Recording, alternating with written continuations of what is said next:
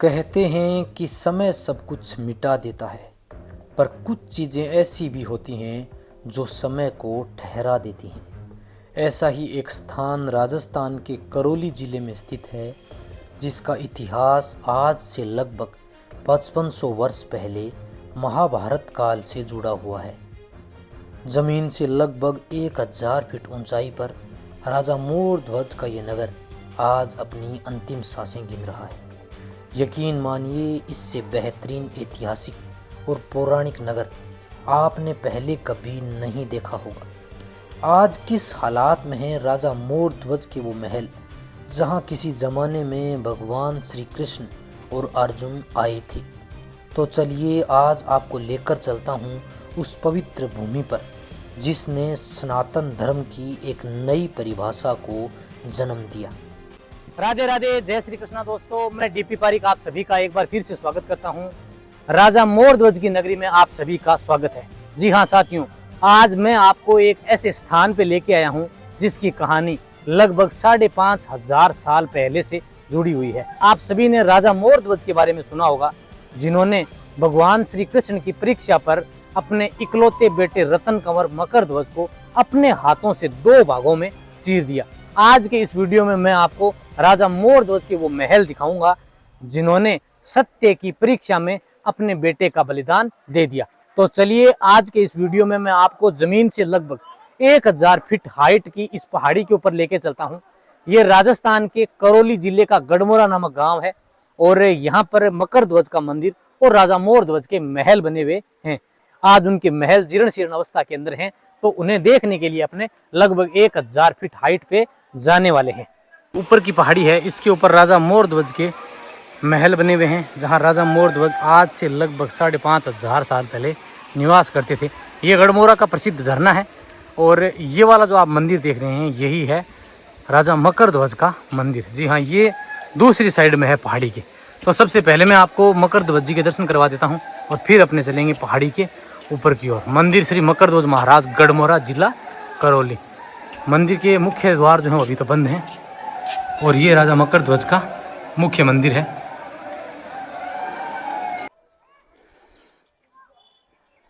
इसके लिए लगभग आपको 700 सीढ़ियाँ जो हैं वो चढ़नी पड़ेंगी। इस ओर से देखिए, ये है ज़मीन से पूरी लंबी सीढ़ियाँ हैं। नीचे की ओर देवनारायण भगवान जी का मंदिर है, नारायणी माता का टेम्पल है। ये गढ़मोरा जो है वो प्राचीन और ऐतिहासिक नगरी है। यहाँ ऊपर की ओर हनुमान जी का, महादेव का कई मंदिर बने हुए हैं। राधा कृष्ण जी का टेम्पल बना हुआ है। दोनों ओर की ऊंची दीवारें और ये पत्थर, ये सब उसी ज़माने की निशानियाँ हैं। ये वाला रास्ता है वो सीधा महलों की ओर आपको लेके जाएगा। सामने की ओर बहुत सारे मंदिर बने हुए हैं। यहाँ महादेव का वो मंदिर भी है जो उसी समय का बताया जाता है। साथ ही भगवान श्री कृष्ण का भी यहाँ एक टेम्पल बना हुआ है। ये पहाड़ों के बीच में ये जो दीवारें हैं, ये सब राजा मोर ध्वज के महलों की निशानियां हैं। ये राजा मोर ध्वज के महलों का मुख्य प्रवेश द्वार है। कहते हैं कि आज से लगभग 5500 साल पहले भगवान श्री कृष्ण, अर्जुन और यमराज जी को इसी द्वार पर आकर उन्होंने मोर ध्वज राजा को आवाज लगाई थी। तो चलिए अंदर की ओर चलते हैं। अब जो इनका जो रिनोवेशन है ना, वो बहुत ही शानदार कर दिया है। पहले आज से लगभग 2 साल पहले यह स्थान पूरा खंडर था, लेकिन अब आप देखेंगे कि इसका जीर्णोद्धार करके बहुत सुंदर रूप इसको दिया गया है।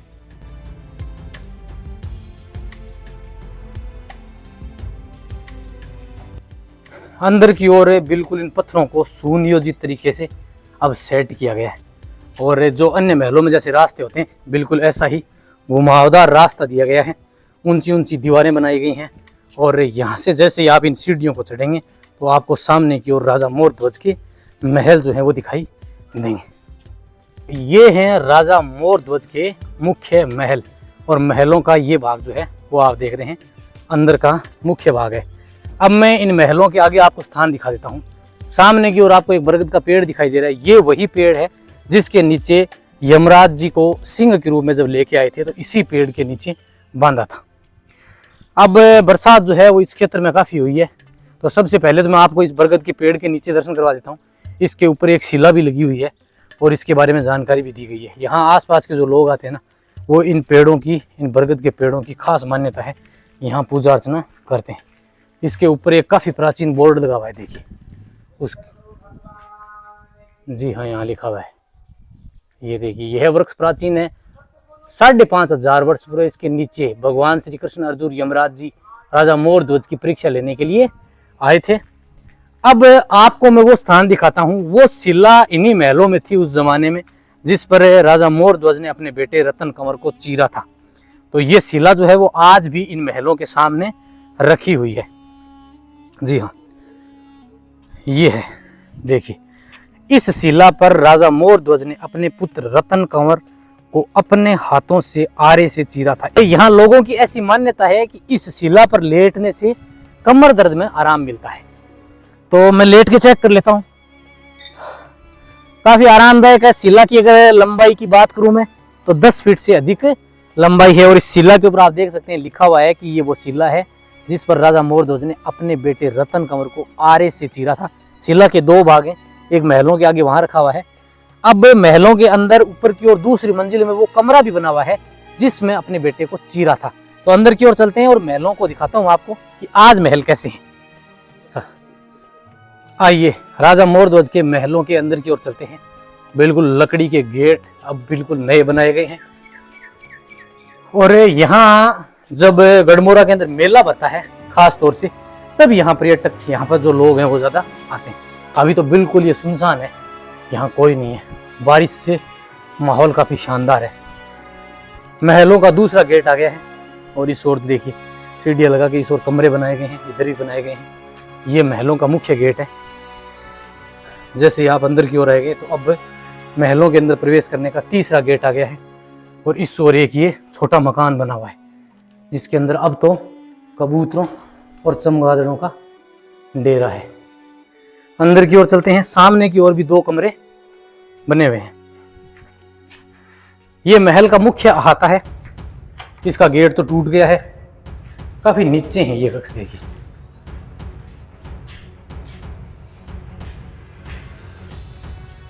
और अब हम आ गए हैं इस महल के मुख्य भाग में। ये महल का उस जमाने का मुख्य अहाता, मुख्य आंगन था।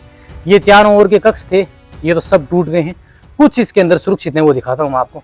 जैसे इसके अंदर ये एक जेल बनी हुई थी, तो छोटा कमरा है। इधर जो ऊपर जाने की सीढ़ियाँ हैं, ये नीचे वाला कमरा था। इसके अंदर एक जेल काल कोठरी बनाई गई थी, इसका बिल्कुल छोटा भाग दिया गया, देखिए। और इसके अंदर की ओर आप देखेंगे ना तो सामने आपको एक कमरा और दिखाई देने वाला है जिसके अंदर अब तो चमगादड़ों का डेरा है। काफी घना अंधेरा है और सामने की ओर आपको दिखाई दे रही है तो एक सुरंग है और पूरा चमगादड़ों का घर है। अब तो ये महल के मुख्य अहाते के जो भाग दे रहे हैं, इसमें बहुत सारे कमरे थे उस जमाने में, लेकिन अब जो जीर्णोद्धार किया गया उसमें सिर्फ इनको दिखाया गया है कि ये महल काफी लंबा चौड़ा था। अब ऊपर की ओर जाने की 2 तरफ से सीढ़ियाँ हैं, इस ओर से भी हैं और दूसरी ओर से भी। अब अपने ऊपर की ओर चलते हैं और वो महल देखते हैं। नीचे इस ओर एक तय खाने के 2 रूम और बने हुए हैं। जो ऊपर की ओर जाने की सीढ़ियाँ हैं उनके बिल्कुल ठीक इस तरफ, जिसमें एक कमरा ये वाला है। ये रूम जो बिल्कुल छोटा है। दूसरा ये जो कमरा है ये काफी लंबा है और इसके अंदर एक सुरंग बनी हुई है। जी हाँ, इसके अंदर भी चमगादड़ है, उनका डेरा है। तो इस ओर आप देखेंगे ना तो आपको दिखाऊं तो इस रूम के अंदर एक सुरंग बनी हुई है। चलिए ऊपर वाले भाग में चलते हैं, उस कमरे में चलते हैं अब, जो इस महल का मुख्य भाग माना जाता है। ये दूसरी मंजिल का भाग है। यहाँ किसी ज़माने में एक ऑफिस भी रही है। जी हाँ, ये है ऊपर का महल। यहाँ एक शिलालेख भी लगा हुआ है। इस शिलालेख के ऊपर भी इसके बारे में कुछ जानकारी दी गई है। और इस ओर ये वाला कमरा है। कहते हैं कि इसी कमरे में राजा मोर ध्वज ने अपने बेटे रतन कंवर को इस कमरे में रखकर आरी की सहायता से 2 भागों में चीरा था। ये कमरा था। ये ऊपर के जो भाग दे रहे हैं, उस जमाने में रोशनी नहीं होती थी, तो रोशनी करने के लिए ये आड़े बनाए गए हैं, उसमें मसाले जलाई जाती थी।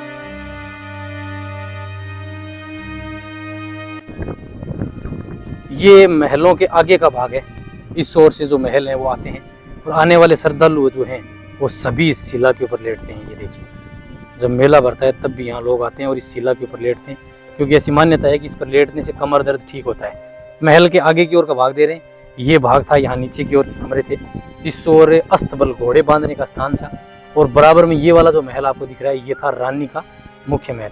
अब तो इसके सिर पे आगे का जो मुख्य प्रवेश द्वार है वो बचा है, बाकी पीछे की अगर आप देखेंगे तो आपको इस पूरी पहाड़ी के ऊपर जीर्ण शीर्ण अनेकों महल जो हैं वो दिखाई देंगे।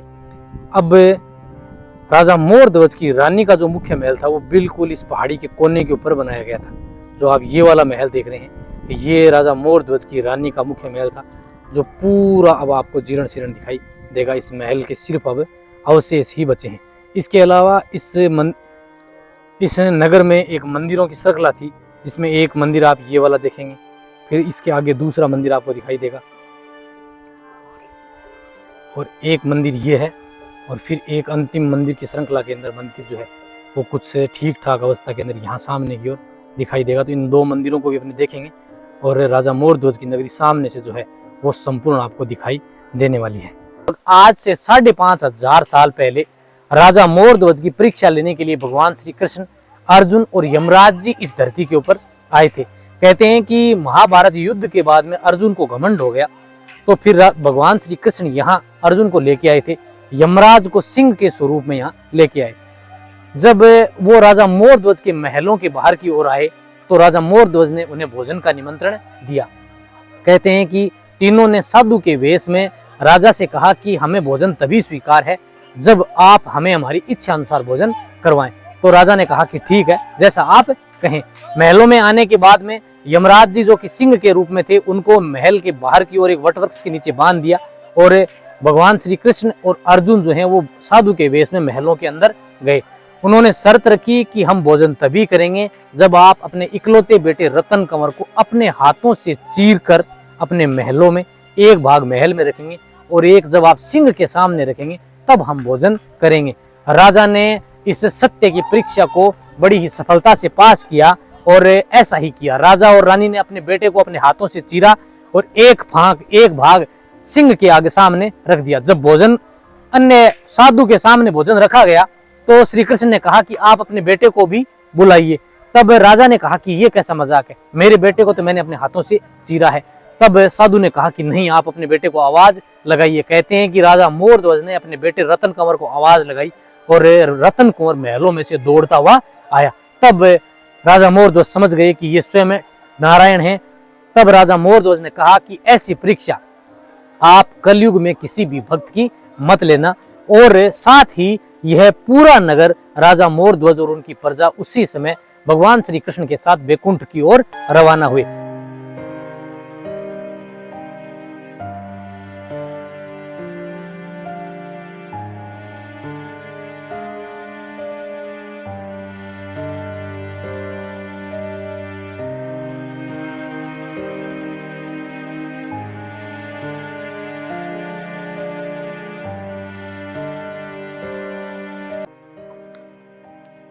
बिल्कुल महलों के पास में ही बना हुआ ये वाला जो रानी का महल है, ये इसका मुख्य प्रवेश द्वार है। और इसकी डिज़ाइन देखिए आप, कितनी अद्भुत है। पत्थरों की इंटरलॉकिंग करके और ऊपर की ओर सुंदर डिज़ाइन दी गई है, जिसका बाहरी द्वार जो है वो आज भी उसी अवस्था में नज़र आता है। हालांकि इसमें प्रवेश करने का ये रास्ता तो नहीं बचा है, लेकिन अपने इसी के अंदर से जाना पड़ेगा। चलिए मैं आपको अंदर की ओर लेके चलता हूँ। रास्ता तो यही है। और ये महल का उस ज़माने का मुख्य प्रवेश द्वार है, यानी यहाँ आप देखेंगे तो उस ज़माने में यहाँ पर सैनिक रहा करते थे। देखिए एक सुंदर जो है वो कमरा बनाया गया है, बड़ा कक्ष है। और इस तरफ है, यहाँ आप देखिए सैनिकों के आवास जो है वो बनाए गए हैं। यहाँ आपको 2 कमरे जो हैं वो दिखाई दे जाएंगे, जिसमें दोनों अटैच रूप में बनाए गए हैं। एक कमरा ये वाला है और इसमें अपने इस तरफ से प्रवेश करते हैं। ये देखिए ये वाला कमरा बना हुआ है। जी हाँ, और इन महलों का फॉर्मेशन देखिए, वाकई हैरान करने वाला है।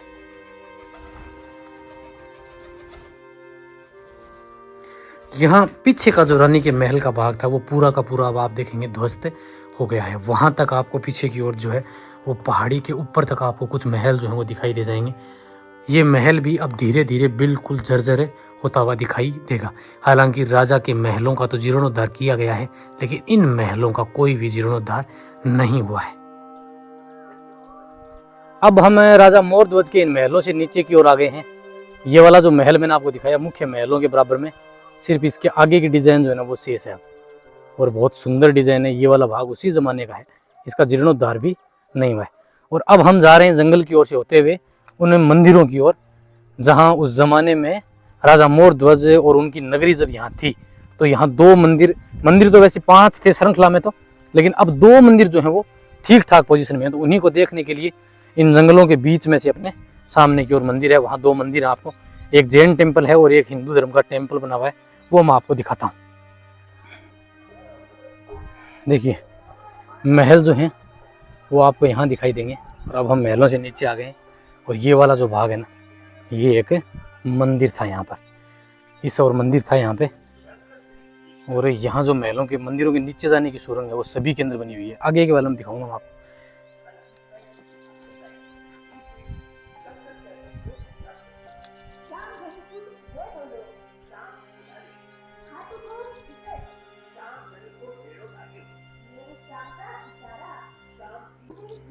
एक मंदिर जो है वो सामने की ओर बना हुआ है, तो उस मंदिर में चलते हैं अपने और वहां दर्शन करेंगे।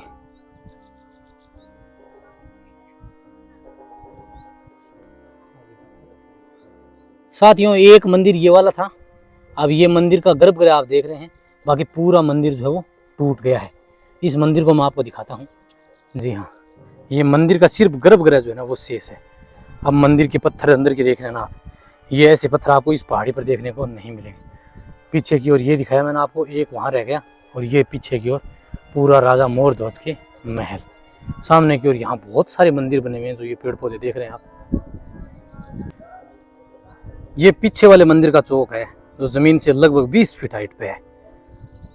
और अब आ गए हम एक तीसरे मंदिर के अंदर। कुल जीर्ण शीर्ण है, लेकिन अब आप इसको देखेंगे ना तो आपको उस जमाने की कला, उस जमाने की जो नक्काशी है उसकी अनुभूति होगी। प्रत्येक मंदिर के नीचे जैसे मैंने आपको बताया कि एक तहखाना बना हुआ था, तो इस मंदिर के नीचे की ओर ये वाला मंदिर है ना राजा मोरध्वज की नगरी में, इसके नीचे भी एक तहखाना बना हुआ है। और इसके नीचे आप देखेंगे ना तो कुछ आपको ऐसी चीजें दिखाई देंगी जिन पर आपको यकीन भी नहीं होगा। हड्डियों का जंजाल है, नीचे हड्डियां हड्डियां दिखाई दे रही हैं। आइए इस मंदिर के अंदर की ओर चलते हैं। और ये देखिए इस मंदिर का जो प्रवेश द्वार है ना उसकी डिजाइन और ये जो पत्थर है ना वो बिल्कुल चौकोर पत्थर काम में लिए गए, इंटरलॉकिंग की गई है। और इसका प्रवेश द्वार की जो ये नक्काशी देख रहे हैं ये बिल्कुल ऊपर का एक पत्थर था जिसके ऊपर ये हाथ से की गई डिजाइन है। और इस मंदिर को देखकर अपने अंदाजा लगा सकते हैं कि ये राजा मोरध्वज की जो नगरी है वो कितनी प्राचीन है। अगर आप महलों को देखकर ये कह सकते हैं कि नहीं इनको बाद में बनाया गया है, लेकिन आप ये जो खंडर हैं, ये जो मंदिर के अवशेष हैं, ये आपको देखकर ही लगेगा कि ये वास्तव में 5 से 6 हजार वर्ष प्राचीन अवशेष हैं। ये ऐसे मंदिर जो है वो अब आपको कहीं भी किन्हीं भी पुराने महलों किलों में भी देखने को नहीं मिलेंगे। मंदिर के गर्भगृह में मैं आ गया हूँ और इस मंदिर के गर्भगृह की डिजाइन देखिए आप, बिल्कुल अद्भुत है। वाकई आप देखकर हैरान रह जाएंगे। ये अद्भुत नक्काशी, अद्भुत कला है गर्भगृह की। और ये है गर्भगृह, पूरे बड़े बड़े पत्थरों को इंटरलॉक करके बनाया गया है। देखिए मंदिर जो बाहर से आप देखेंगे ना तो मंदिर का शिखर और इसका जो गुम्बद था वो तो अब नहीं है। और एक मंदिर जो है वो पीछे की ओर बना हुआ है, वो जैन टेम्पल है।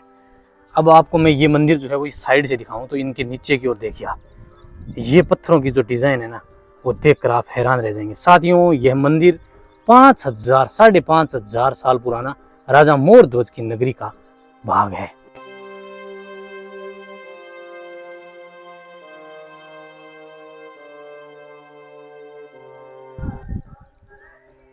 साथियों ये वाला मंदिर जो है वो बिल्कुल इन महलों के कोने पे बना हुआ है। ये जैन टेम्पल है। और यहाँ से आप आगे की ओर देखेंगे ना तो यहाँ पर बहुत सारे प्राचीन महलों के आपको अवशेष जो है ना वो जगह जगह इस पूरे पहाड़ के ऊपर दिखाई देंगे।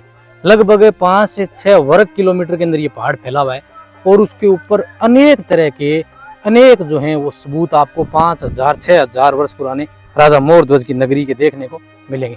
अब मैं आपको थोड़ा सा आगे की ओर लेके चलता हूँ, और ये जैन टेम्पल जो है वो भी अद्भुत बना हुआ है। यहाँ का जो पीछे वाला मंदिर और एक जो ये मंदिर है ये बना हुआ है। यहाँ पर वैसे तो किसी ने बाद में लिखा है जैन टेम्पल, और इस मंदिर का जो तहखाना मैं बताऊँ आपको तो ये देखिए, प्रत्येक मंदिर के नीचे की ओर तहखाना बनाया जाता था। तो उस जमाने में ये भी एक तहखाना बना हुआ है। यहाँ अब तो एक बड़ी सारी शिला से ये बंद हो गया, लेकिन आप निश्चित तौर पे देखेंगे तो ये तहखाना बड़ा सारा चौक बनाया गया, लगभग 50 बाई 50 के अंदर एक चौक बना हुआ है, और इसके बीचों बीच बना हुआ है एक जैन टेम्पल। तो अंदर की ओर मैं दिखाऊं आपको, इसका जो गर्भगृह है वो ठीक है, लेकिन ऊपर का गुम्बद जो है वो सुरक्षित नहीं है। जी हाँ, ये मंदिर भी बिल्कुल उसी डिजाइन का पत्थरों को इंटरलॉक करके और बड़े बड़े चौकोर पत्थरों को लेके बनाया गया है। इस मंदिर का जो आगे का भाग था ये भी टूट गया है, लेकिन इसका गर्भगृह आप देखिए, और ऊपर के गर्भगृह के भाग में जो ये ऊपर का जो भाग था ना, ये इसकी डिजाइन भी अब लगभग टूट गई है। इन मंदिरों का कोई जीर्णोद्धार नहीं हुआ है, और यहाँ से बिल्कुल सामने की ओर आपको राजा मोर ध्वज के जो मुख्य महल हैं वो बिल्कुल आपको फ्रंट में दिखाई देने वाले हैं। इस मंदिर की डिजाइन, इस मंदिर की जो वास्तुकला है वो वाकई अद्भुत है। मंदिर का शिखर जो है वो कितना वैभवशाली रहा होगा, इसका अंदाजा आप इस मंदिर की डिजाइन को देखकर लगा रहे हैं। साथियों, जब यहाँ बरसात होती है तो इससे पूरे भाग पर पानी चलता है, पानी की चादर चलती है, और मैं जैसा आपको जैन टेम्पल बना रहा था, आपको यहाँ पर एक प्रतिमा दिखाई देगी, उससे आप अंदाजा लगाएंगे कि ये एक जैन टेम्पल था।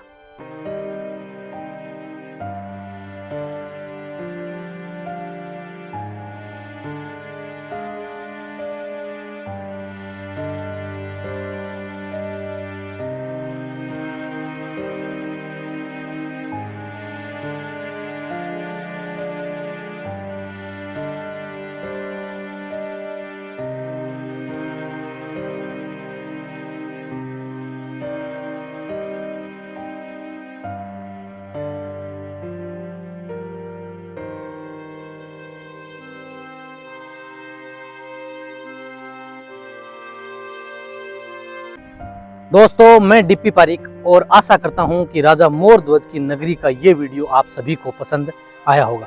दोस्तों, राजा मोर ध्वज का ये नगर राजस्थान के करौली जिले से एक गढ़मुरा नामक कस्बे में बना हुआ है। करौली जिला मुख्यालय से लगभग 110 किलोमीटर दूर है। नादौती तहसील में पड़ता है। नादौती तहसील से यह स्थान 20 किलोमीटर दूर है। साथियों, लगभग जमीन से 1000 फीट हाइट के ऊपर 6 से 7 वर्ग किलोमीटर में ये पहाड़ी के ऊपर फैला हुआ है। इस नगर के अवशेष 5500 साल पहले महाभारत काल से जुड़े हुए हैं। दोस्तों, अगर आपको ये वीडियो पसंद आता है तो आप वीडियो को लाइक करें, कमेंट करें, अपने दोस्तों के साथ शेयर करें। मिलते हैं किसी अन्य डेस्टिनेशन पर, तब तक के लिए जय हिंद, जय भारत, राम राम।